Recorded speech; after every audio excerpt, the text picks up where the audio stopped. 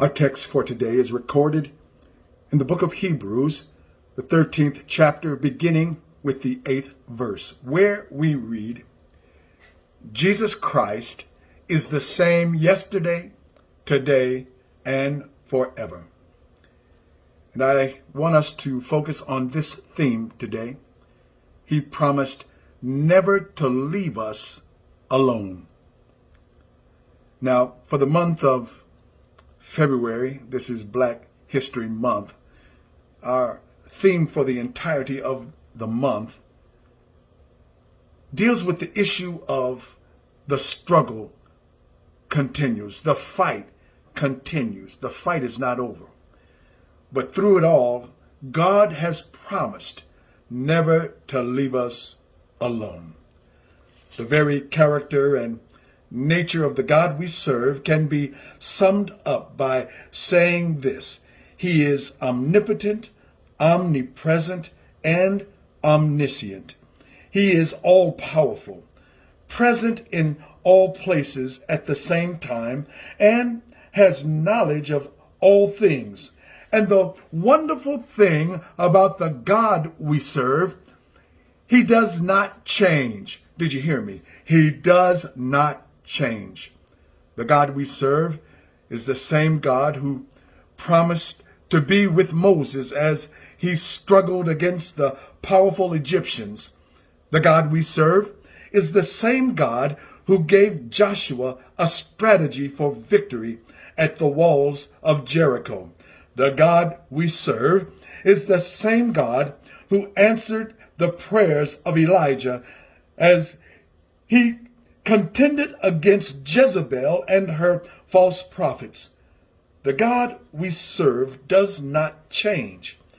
Jesus Christ is the same yesterday, today, and forever. And He promised people with faith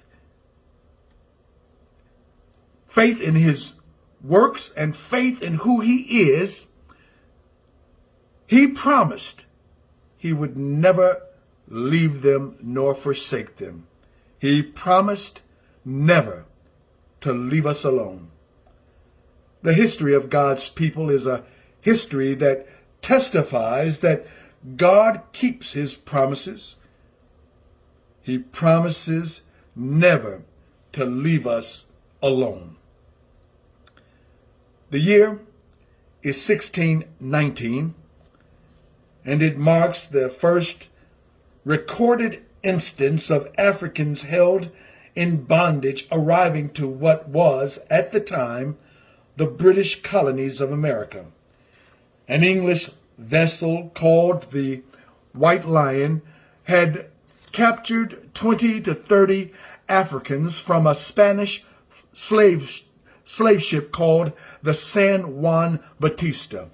The English vessel traded their captive human cargo to the colonists for ship supplies.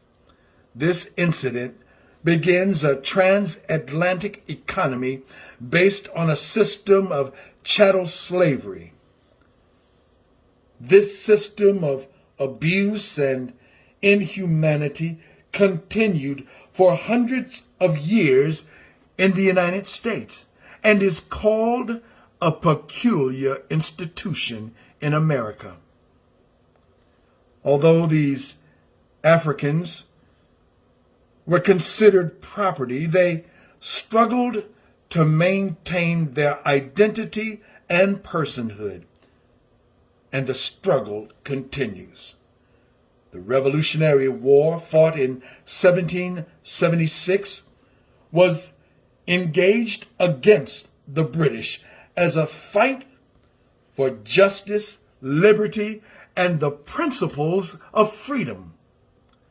The document declaring these principles to the nations was called the Constitution of the United States. However, this document, at the time of its conception, was in conflict with itself. The writers of the Constitution were double-minded men. Double-minded. The Constitution declared all men are created equal on one page, and on another declared the enslaved population to be 3/5 of a human being, which in essence disregarded their identity and their personhood. This cognitive dissonance, or in other words, this mental discomfort resulting from two conflicting values and attitudes being held at the same time, must have compelled a slave owner by the name of Thomas Jefferson to say in 1785, "I tremble for my country when I reflect that God is just, and that his justice cannot sleep forever."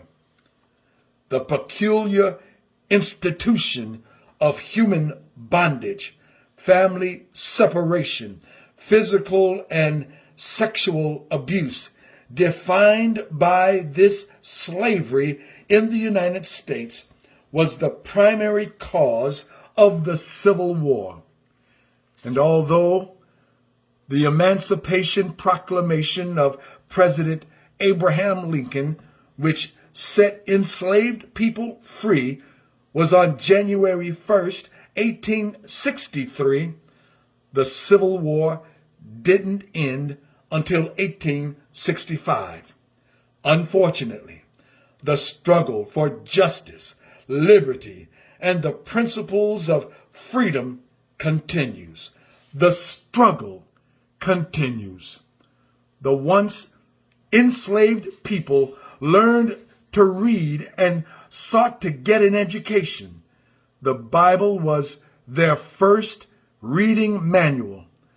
The Bible says, "The fear of the Lord is the beginning of knowledge, but fools despise wisdom and instruction." Proverbs 1:7.